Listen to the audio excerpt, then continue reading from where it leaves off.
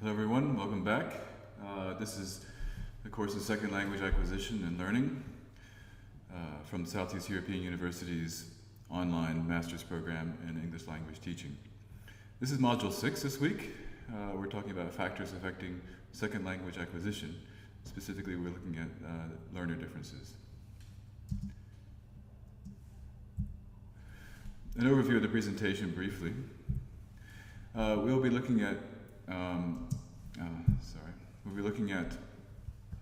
such factors as age, intelligence, motivation, cognitive and learning styles and strategies, personality, identity and ethnic group affiliation, learner beliefs, learner-based instruction, and learner training. The last three items to a lesser extent, but we'll be mentioning those at the end. Also, this is the only module presentation of this course which is actually specifically tailored to this semester. We'll be talking about the results from the webquest, or the online investigation, as we've called it also, and specifically for this group, and also be comparing the results from what you did in your group to results from past semesters. First, a note about research in general. And this is from the reading also, but just to reiterate this point, it's very important when we approach research to consider what proof we have of whether or not something is a factor. And specific in this case, if a difference between two learners, a characteristic of one learner may be more positive in terms of eventual language proficiency or speed of learning than another learner. And when we consider a variable such as age, motivation, stress, attitudes, these sorts of things, variables also can mean, of course, other things like height and weight, etc. Anything could be a variable, but to be sure this variable makes a difference, we need to have some sort of correlation. And the correlation can be negative or positive. So in order to have a correlation, we need to see how that variable affects the language development. So we can't simply say that a group of learners who are more motivated are more likely to learn, even though intuitively that might be more correct.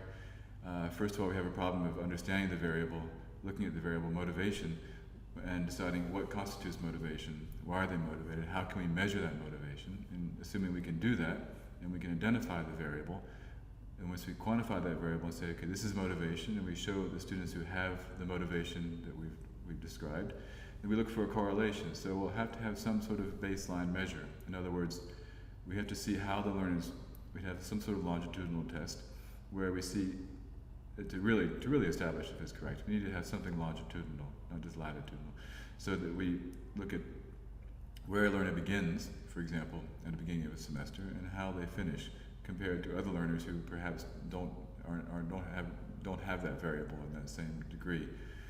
In other words, so we have to establish what the variable is, and then we have to have some other measure to see how much that learner has improved, and then we see whether that variable correlates positively. In other words, positively meaning the learner improved, or negatively meaning they didn't improve. So if that variable correlates with success in language learning. Now this will come up again during the presentation, but this is something always to keep in mind whenever you're looking at research in the future. Age. First of all, I can tell you from my experience when I was teaching, when I first started teaching English as a foreign language, I had older students in some of my groups, and they struggled, and they were considerably older. I was teaching at a university in Czechoslovakia at the time, and I had some professors who were in the class with some of the students, and they struggled, and I always thought it was more a question of their attitude rather than their age. But as I've gotten older, I've found that maybe age has something to do with it, and it's certainly a matter for debate. But as always, we have to look, age is not simply a variable on its own. We have to understand what we mean when we talk about age and what effects age might have. So issues to consider when looking at this particular variable are the initial rate. In other words, how fast does learners start out? So how quickly do they pick up at the beginning of a course, or the beginning of their learning? The ultimate achievement, what do they ultimately gain? At what level of proficiency do they ultimately finish? If we could identify a finishing point. And the problem of defining what success is. This is a very important point because, for example, success we would say fluency. Well, maybe not all learners have that same goal in mind. Maybe they don't all need to be fluent in the way we think of fluency. Perhaps they need to be fluent in another way. In other words, they need to be able to read the language successfully. They don't need to be able to speak it or write it successfully. Opposite could be they may need to be able to speak it very fluently, but reading and writing might not be so important. So success really depends on what the learner wants to achieve. It could also be, for example, for purposes of simply to travel, to go to another country, and having achieved that level of success might be enough for them. So it's important to consider what it is, what the ultimate goal is, and then how the learner reaches that goal. Now, the basic differences, again, on the question of age. Younger learners tend to, as we've talked about before in first language acquisition, have much greater brain plasticity.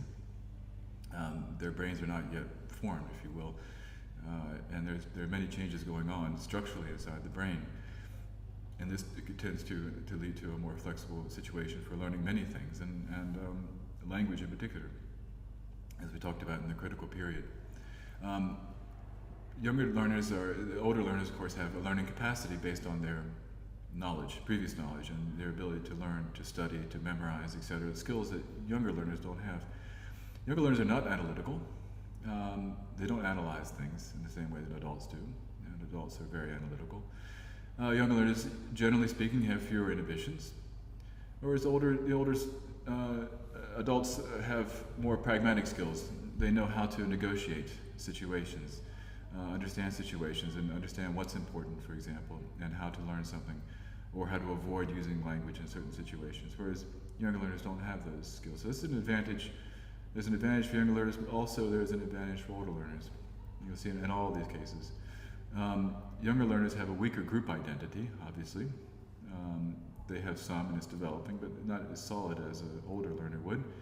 But older learners have a much greater knowledge of their first language. Simplified input for younger learners is more likely. We talked about motherese and first language acquisition, but for children in school also, there's an idea that the learning will be simplified for them because they can't understand as much in terms of the language, but also in terms of the content, because their world knowledge is less. So of course, people don't expect them to know certain things that all adults just know. But adults do have an advantage because they do have knowledge of the world and how things work. When we look at intelligence, it's a commonly held belief that one needs to be intelligent to learn language, and indeed we are all. I think this is an important point, and I believe I made it recently at one point, that it requires intelligence to learn language, and it's one thing that separates us from other creatures on the earth.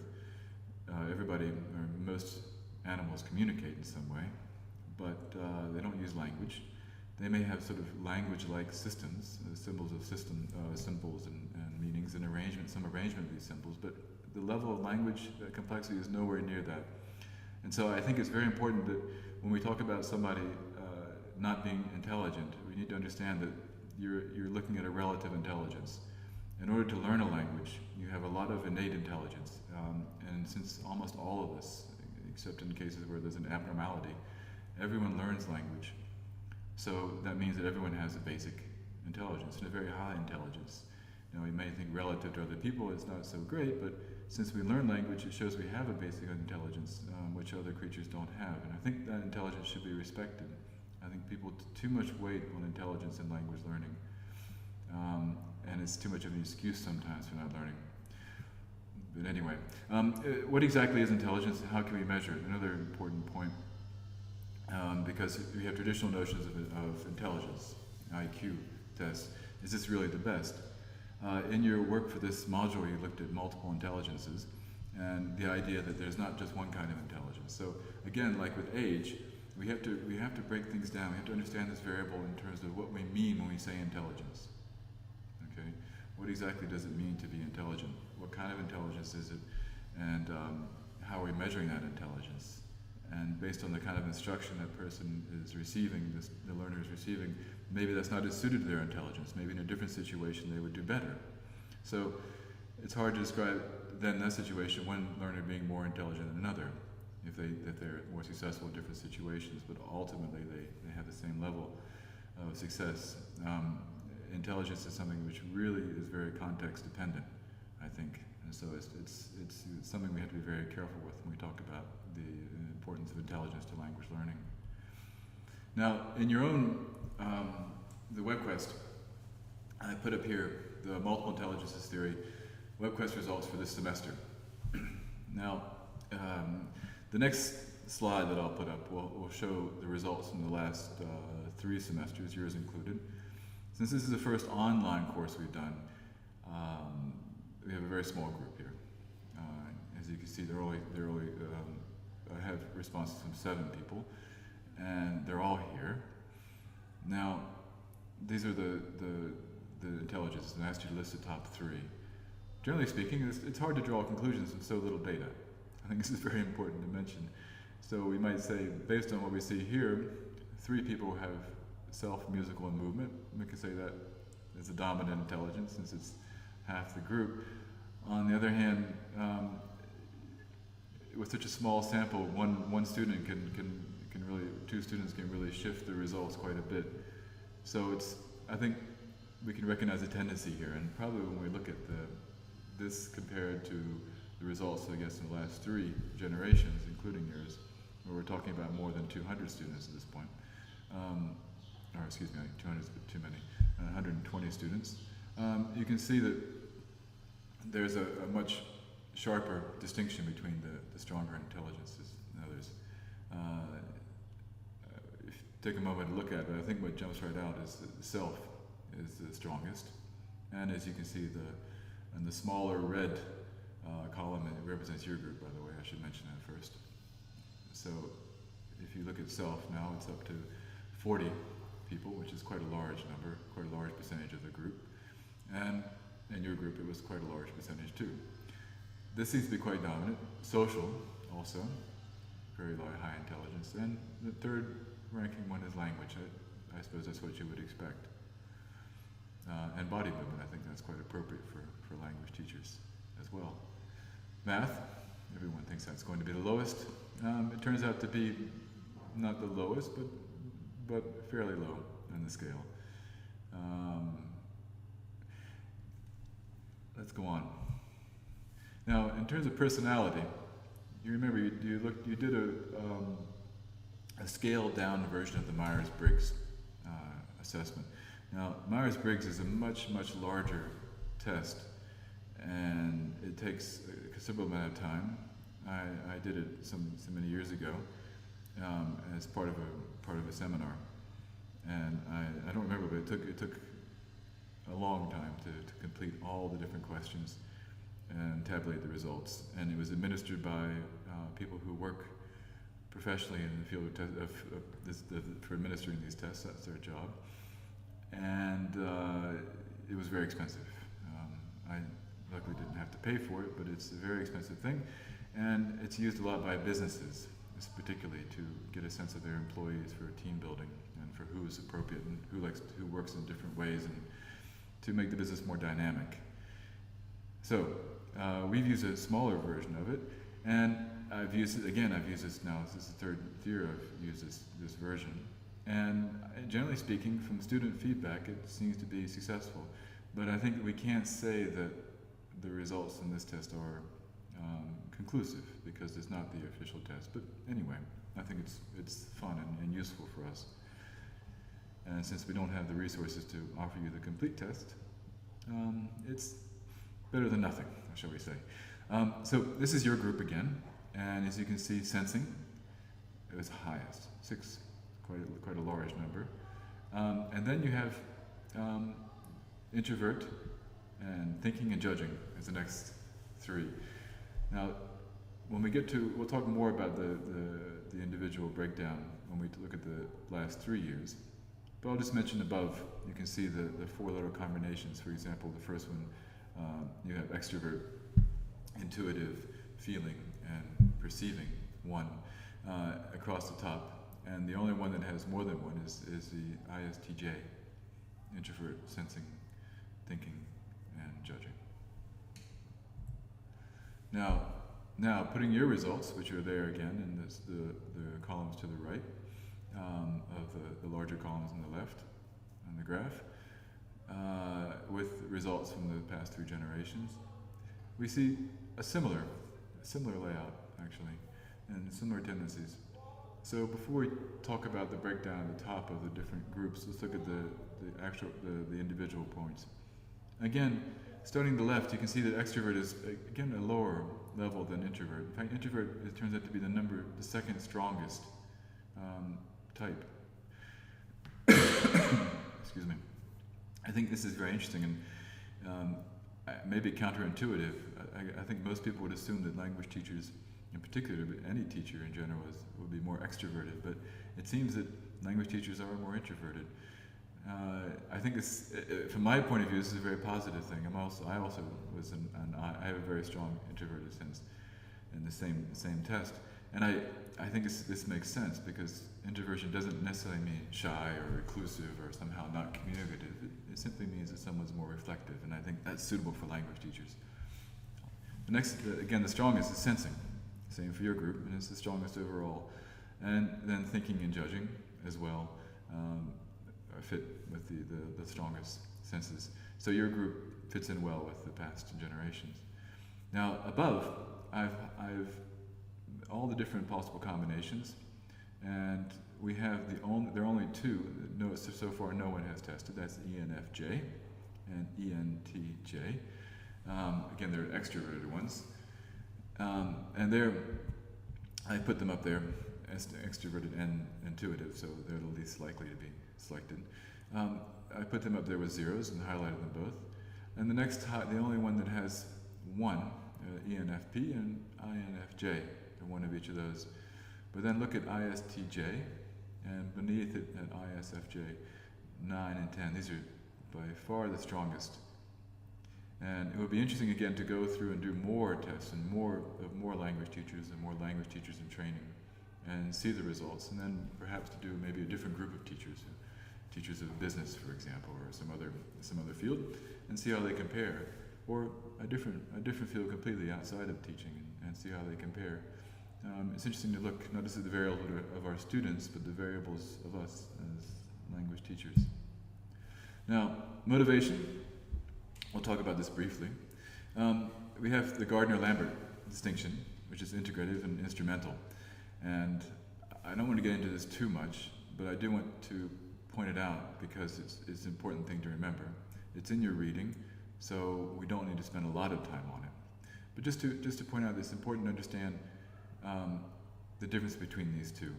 The integrative or more personal motivation, and instrumental, which is a more external motivation, external reward type motivation. So that if someone learns a language because they simply want to learn it, because they want to travel to go to a place, or because they want to date a person who speaks that language, or any number of reasons, we would say it's more integrative. It's more part of who they are. It's more personal reward inside, versus instrumental, which is a reward that comes from the outside. So it's a monetary reward. It's somehow something they get, a promotion in a job, for example. Any number of different things you can get from having to learn the language, which wouldn't necessarily be something you want to do, but something you need to do, and that would give you the motivation.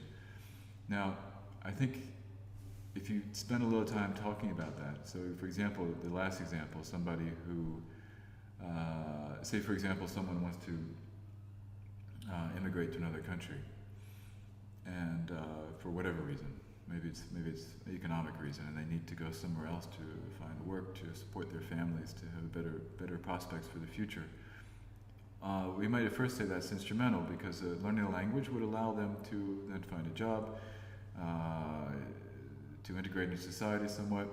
However, it very quickly becomes integrative, doesn't it? Because there's also a great personal motivation from inside there too. And this is one of the problems with the distinction here, is that very often it's not so clear and distinct. There's a lot of overlapping between integrative and instrumental, and so other ones have been put forward, and these I think these we'll look at in a moment. But as I mentioned, there's considerable overlap. It's hard to distinguish between the two kinds of motivation.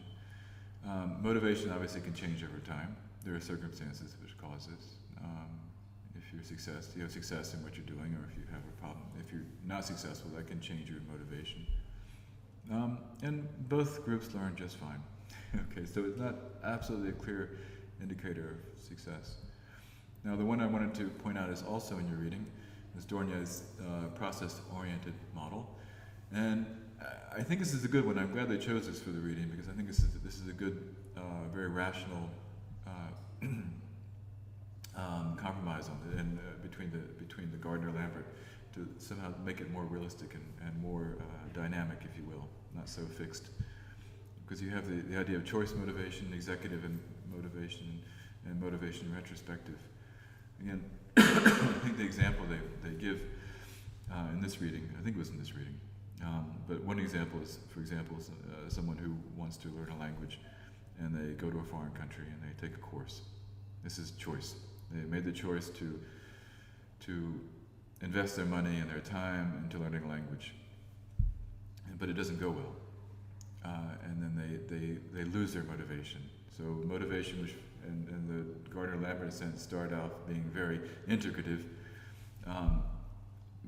falls apart, and they lack the instrumental motivation, so they back off, and they lose all motivation.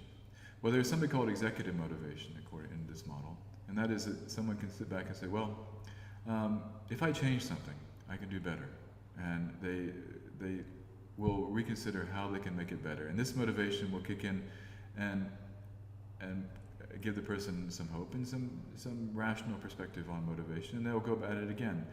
And through this choice, there'll be more integrative motivation. They'll be motivated from the inside, so that they will then try again, or try in a different way to learn that language, and maybe they'll find success. And that success will lead to more success. There's an expression in English: nothing succeeds like success. And so you have this motivational retrospective. When looking back, seeing how far they've come and how much they've done, will give them motivation for the future. So this is a more dynamic and sort of linear model, and I think probably better than Gardner-Lambert's in terms of the real world. Now, as we get into talking about learning strategies and learning types, first have a slide here about field independent versus field independent perspective. Now, if you're not familiar with this, take a moment. This is an idea. This is an idea that's been around for a long time in psychology, and it's still quite prominent. That there are basically two kinds of people. There are those who are field dependent and field independent. And the field dependent person is someone who needs to have the context in order to see what is in front of them. A field independent person doesn't need that context. So quite simply, they use an activity like the one we have in front of you. Take a look at this now. So you have a simple form, which is labeled X. You can see that triangle on its side. This simple form named X is hidden within the more complex figure below. Now, perhaps many of you got this immediately. As soon as you looked at it and read the instructions, maybe got it immediately. Maybe some of you still haven't got it. But those of you who got it immediately are very independent of the field. You're able to see things despite the distracting elements that are around it. Whereas the field-dependent people need to have those elements surrounding. Now, this is, I suppose, maybe not immediately see why this is important, but it turns out to be quite important in terms of cognitive style of learning. And so an individual style, preferred way of processing. Now, if you look at the chart below, you can see cognitive and learning styles. You have on the left field-dependent and the right field-independent. Field-dependent people tend to be more global, meaning they see the whole picture. They're holistic, again, seeing things as a whole rather than as individual parts. Deductive, okay, and they focus on meaning. Whereas field-independent people, learners, let's say, are more particular, they're more analytic, they're more inductive, and they focus more on form. Now, you can see these are focus on meaning, focus on form, inductive, deductive. These are things we're familiar with when we talk about language learning. So this idea of field dependence, field independence is something that's talked a lot about in language acquisition studies. And these types of tests, like the one you just did, are used a lot to analyze how learners best learn, in what kind of context, whether field dependent, independent, and how that might, adjusting the material to them, adjusting the type of instruction to them to suit their learning style. I think you'll agree, much more interesting than talking about intelligence. Now, some learning strategies, very briefly, I've listed up here. Metacognitive, organizing, focusing, evaluating one's own learning. So being able to sort of look back and analyze what's happened. Cognitive, linking new knowledge to existing, analyzing and classifying, memorization strategies. And then social and effective, handling emotions, cooperating and collaborating with others. So these are three basic learning styles. For the last part of the webquest you did, there was a test which you took, I think it's for North Carolina State University in Raleigh, North Carolina. Professors there have had that. And I've used that same test now for a few years. And these, I'm interested to see how your results, again, compare with the results from previous generations. So take a few moments and look at this chart so you understand it. Now you have the key above, where you have ACT, SEN, know what they all mean, all right? So ACT is active, whereas on the other side, REF is reflective. And then you look down below, and you can see, again, these are mirrored on the chart below. On the right you have reflective, on the left you have active, etc. Now the greater degree, this is we call it, this is a continuum, okay? So the greater degree of active learning will be towards the 11, lesser degree towards 1. The greater degree to reflective will be towards 6, and the greater degree towards active towards the middle 1. And these are the numbers on the top. If you look back, the numbers that are scattered around in the different boxes are you. This is how you scored. So we can see as a group, it's very much spread out between active and reflective. There's a slight tendency towards, well, actually it's quite a strong tendency, I'd say, towards sensing over intuitive. Again, there's a tendency towards more verbal rather than visual. And there's a slight tendency toward, again, well, it's the same, I guess, a tendency towards global versus sequential. Okay, let's see how this compares to the last three generations. So remember these words if you haven't got them: active, sensing, visual, sequential on one side, reflective, intuitive, verbal, and global on the other. So here we have learning styles of the past three generations, and I've highlighted the strongest points. So you can see everything is right to the center. In the first, again, there's a tendency towards being reflective and active, as there was with your group. There is a stronger tendency to being more sensitive than sensing than intuitive. You can see the 12 there. That's quite a big difference because there's a 9 right to the right of it. So we have a lot on this side compared to the intuitive side. Split between visual and verbal, it's not even though it's more visual, but you can see that the numbers there in the middle, the 2 9s, indicate the highest number right there at the center. Even more striking is between the sequential and the global. There's more of a tendency there in the middle to people to be somewhere in the middle between these two. And so from this we can see there is a tendency to be, as I said, somewhere between the 2 points, not one extreme or the other extreme with the teachers here, but there is, except in the case of sensing, there's more of a tendency to be more sensitive than intuiting. Now, one of the last things we'll do in this presentation is look at personality. And personality is something which is rather hard to describe, I think, but this is what we've done here is put down a lot of different adjectives. And I'd like you to read through these because I'm going to ask you to choose 6 of these, okay? 6 of these which you think have a positive correlation with success in language learning. Okay, now by 6, I mean really 6. In fact, you may have a difficulty finding 6 because you think they're more than 6. But actually, if you only these 6 have shown to positively correlate.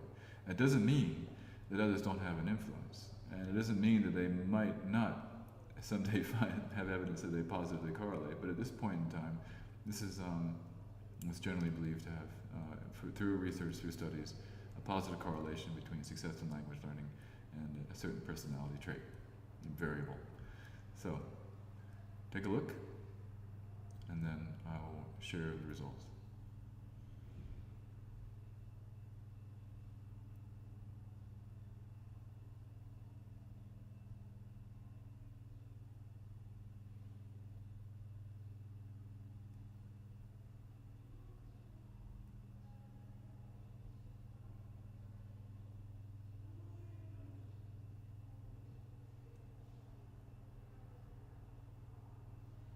Okay?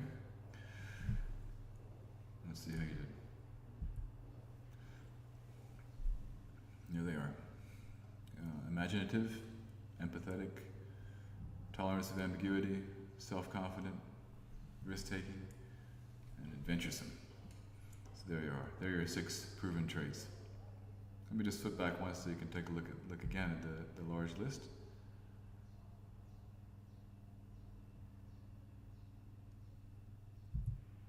There are the 6. As always, this presentation will be available in a PDF format on Libri, so you can see this again. You can see these 2 slides again there, if you want to spend more time on this. Now, for the last 3 areas, as I mentioned in the beginning, we'll be covering them very quickly, and as a group. And I've brought them up, and I've put up again the triangle that we've used so much, especially in methodology, the triangle with the teacher, the student, and the material. And I've done that for a reason. The main reason is I think this is the easiest way, again, to look at how these factors might influence success in language learning. If we think about identity and ethnic group affiliation, obviously this is very often outside the classroom as well, but it does have an influence, and it does have an influence inside the classroom. Because if you think about the material that people learn from, again, you remember from methodology, one of the weaknesses of language teaching materials is very often they're written by certain people in a certain place who have no connection with the people who are actually using them to learn, or people who are using them to teach. So the material is a disconnect, and there may be a difference in some sort of conflict with the identity of the learners, the identity of the teachers, and their ethnic group affiliation. This can have an influence. And learner beliefs, a big influence. Again, in methodology, we talked a lot about this. But just to review that briefly, obviously, if a learner goes into the classroom with expectations, those expectations aren't met, there's a problem, because it does have an effect on their belief and the plausibility, if you will, of the classroom, and perhaps their motivation to learn. Because if they don't think the teacher's really behaving like a teacher, then they will feel out of their comfort zone, and it will have an effect on how they learn. So expectations have to be considered, and the material also, expectations have to be considered. This is also for the teacher, because of course the student expectations might not be met by the material, and maybe the teachers aren't as well. So you have 2 groups not believing in what they're using, and 1 out of 3 is not going to do it for success in language learning. All 3 have to be somehow integrated and functioning. Learner-based instruction and learner training, finally. Now, I think this is a very interesting area, and especially on learner-based instruction, obviously, more learner-centered instruction, thinking about the individual is very important. And learner training is often, I think, it's talked about enough, but I think it's done very little. And I think teachers often go with the expectation that learners, either they don't think about whether they know what's going on and why the teacher is teaching in a certain way, they don't really think it's that important that they know, because they are the teacher is the one who knows what's best. and students have that same opinion. However, I think especially in communicative language teaching, we want learners to be more engaged in the process, to be more independent, to be more autonomous. And so a degree of learner training might be very useful. Not just training in, for example, how to take notes when they listen to a lecture, or how to write outlines when they're preparing an essay. That's training as well, part of teaching. But training in the type of methodology, the type of activities, and the reason that they're being used in the classroom.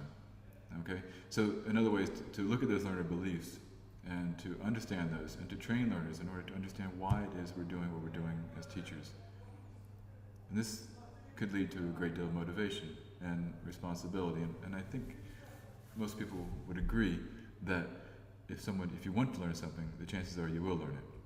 And if you feel in control of your learning, your chances of success are better. I think this is generally true for people. I think autonomous learners are more successful learners because they're more self-motivated. That doesn't mean that we can learn without teachers and instructors. We all know how difficult it is to be always motivated, internally motivated. And very often we need a lot of help, push from somebody else. But I think, again, encouraging autonomy is always a positive thing. Okay, well, thank you for your attention. That's all for today's presentation. And again, we'll have a discussion on Libre. Actually, in this module, you're going to have a blog assignment. And the blog assignment will be to do with how the tests that you've done, how those might be integrated into teaching. So for example, looking at multiple intelligences, looking at the personality tests, and types of different personality factors. How might you use those and integrate into language teaching? But there'll be a specific instruction on that posted on Libre in the next day or so. So you'll have a chance to hear that again. Thanks again for your attention as always, and we'll be back again for Module 7 very soon. All the best.